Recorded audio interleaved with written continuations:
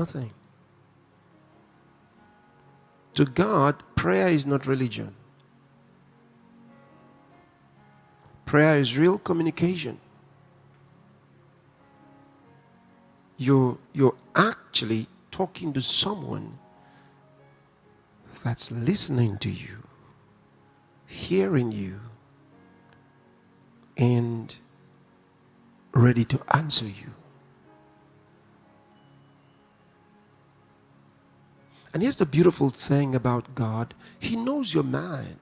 Before you ask him, before you pray, he knows what you would say to him. So why then does he expect you to pray? Why should you pray? If God knows your mind, why do you have to pray? Well, because God operates in legality, in spite of the fact that he loves you. He operates with rules, laws that he's put in place. The Bible tells us he gave the earth to men, to human beings, to live and to run it. And so he requires their invitation to intervene in their circumstances. You can even look at it in ordinary human life. If you have a landlord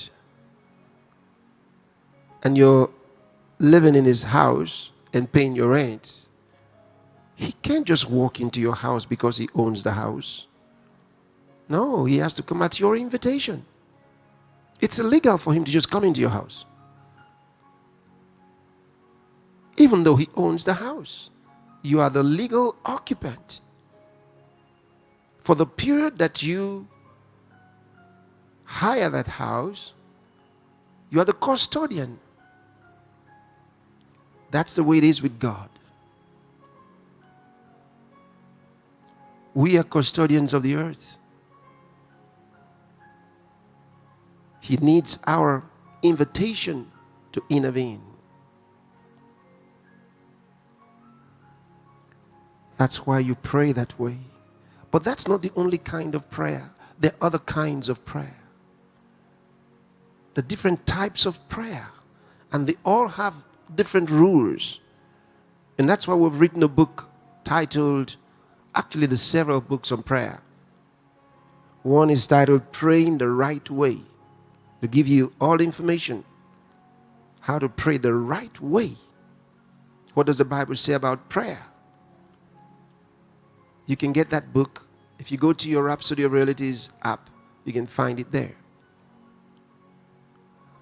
Then there's praying effectively. How you can pray effectively. Because not every prayer is effective. But the Bible does talk about praying effectively. So these are important materials that you can get and study. And I tell you, you study these books, you'll never be the same again.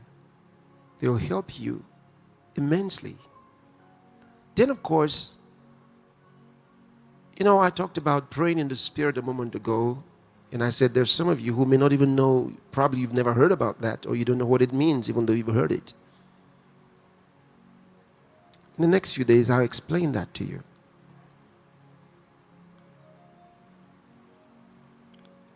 It's part of how you pray in a way that's so effective.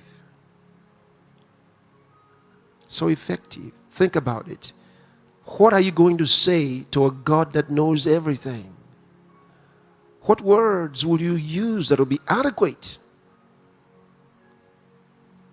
That's why you move to the next level of praying in the Spirit, then the Holy Spirit puts words in your mouth, sanctified words that you can speak to God.